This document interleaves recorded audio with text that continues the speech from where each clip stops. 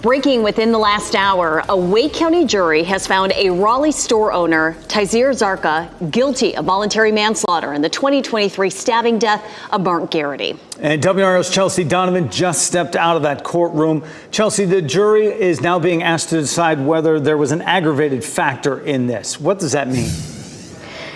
Yeah, so essentially right now they're having sort of a mini trial. It's been bifurcated, so it's been split into two places. So basically in that surveillance video that you saw and the jury saw, there was a toddler that was roaming around the store at the time of the crime. And then the person who was shooting the entire crime on her cell phone was 17 at the time. So right now they're trying to convince the jury if those two people could have seen or heard this crime taking place. So the state has just presented their witnesses.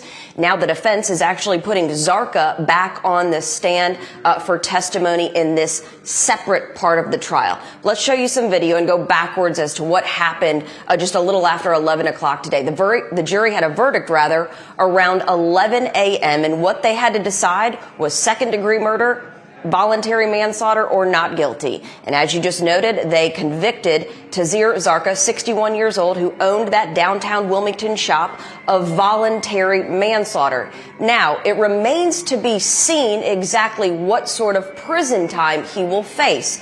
The aggravated factor of all this could mean upwards of about 5 years in prison. However, he probably will be accounted for his time served, which was only about 3 months' time before he bonded out in April of 2023. Now, I want to go back to kind of the emotion in the courtroom today. It's been 8 days, more than 5 days of testimony. When that verdict was read, really no emotion from Zarka. However, some pretty strong emotions from the Garrity family, who was out on the front row. Of course, they had hoped for a stronger conviction that would be second-degree murder, where Zarka would have faced more prison time, upwards of about 20 years. So from what I can tell from speaking with them and just looking with them, obviously they're not completely satisfied with this verdict, but this is one that the jury made of about 6 hours of deliberations.